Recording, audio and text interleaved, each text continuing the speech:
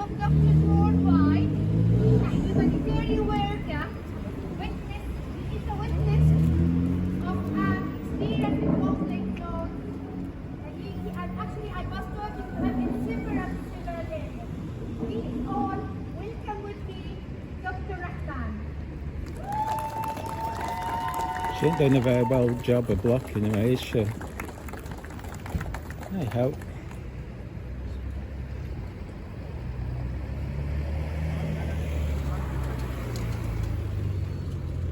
Let's keep moving.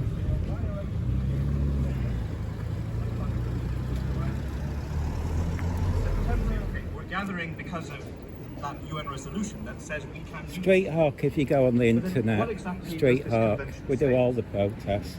The convention was put into place. Article 1.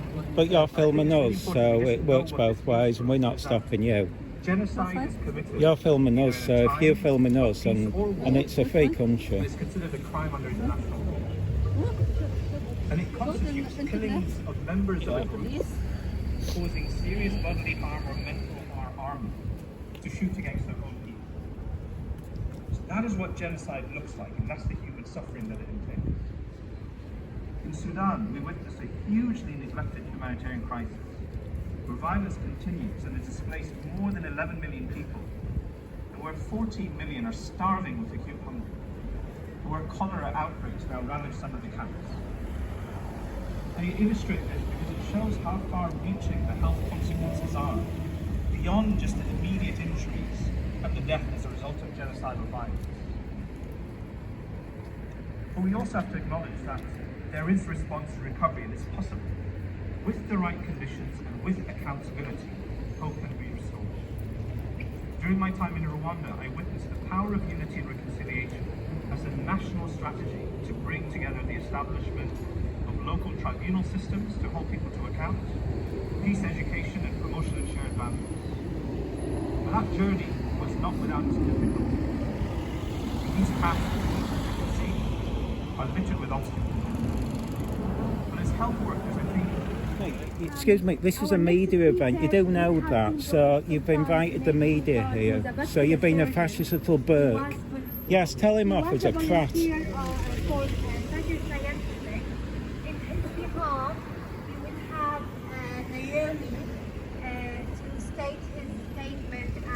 Stupid Burke.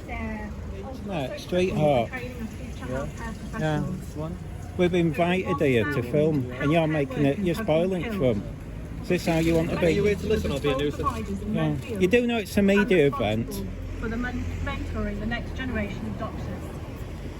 Both medical schools in Gaza have been destroyed, halting medical education and ensuring that the future of healthcare in Gaza is in jeopardy.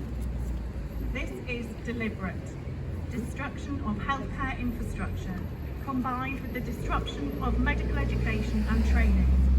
It is a calculated effort to dismantle the healthcare system and devastate the population of Gaza. It amounts to genocide. While people may survive bombs and bullets, the targeted destruction of healthcare infrastructure is a weapon of mass destruction in its own right.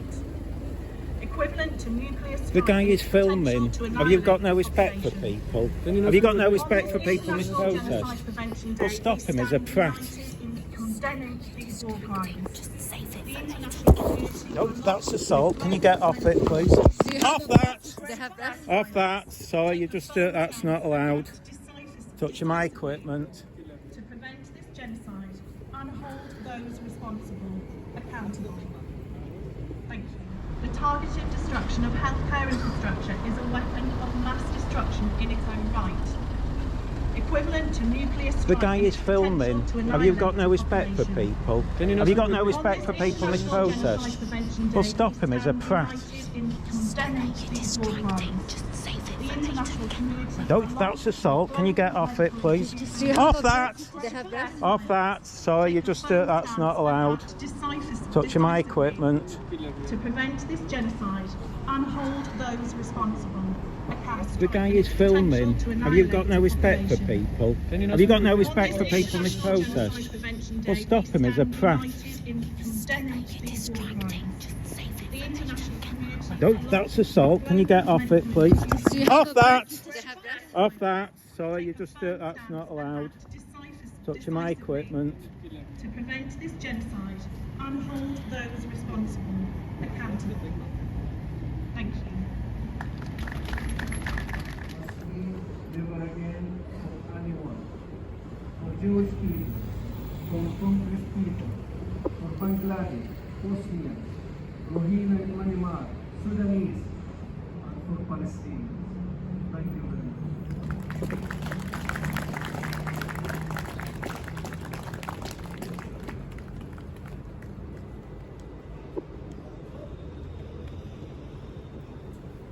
Israel's relentless attacks on Gaza's educational infrastructure has resulted in the complete disruption of schooling, leaving a whole generation of Palestinians without access to education.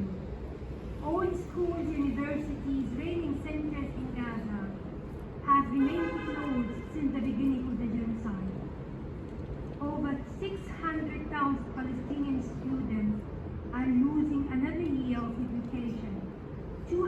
500 medical students have their education interrupted. The task of rebuilding these institutions is a daunting challenge that will take years, if not decades. Please welcome with us Professor Lubani, who is a cardiac surgeon, a founder of the Biomed Academy, who's going to share with us positive achievements of ALMED and Gaza Educate Medics.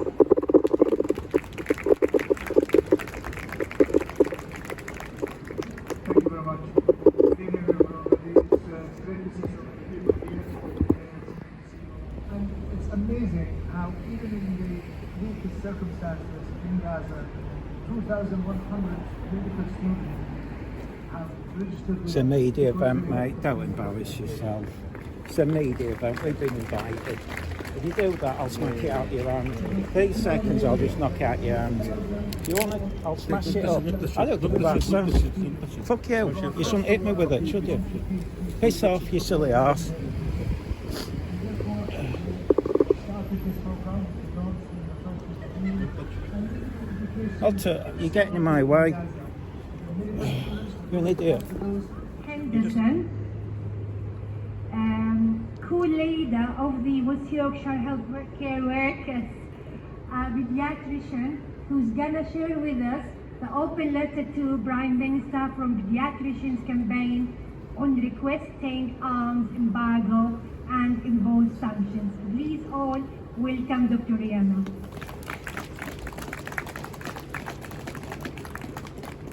Thank you very much, Sahar. That's very kind of you.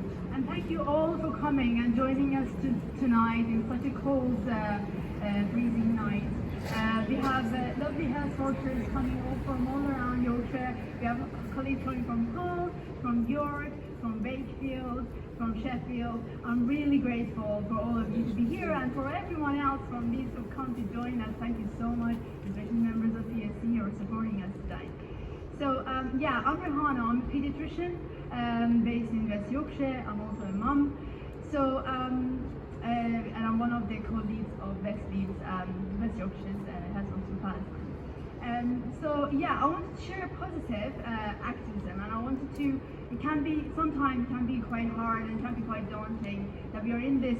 We've been active in this advocacy for Palestinians and trying to be their voices, trying to fight for their rights to live and to look to a better future for over a year now. But unfortunately, sadly, our efforts has not achieved what we would have liked to so far, and the brutality and the massacre and the genocide is still ongoing. But I want to share you a personal experience on that note. A few months ago, I, as a pediatrician, and we have a duty to look after all children's health, not only our own patients, but also globally, care about the child health globally.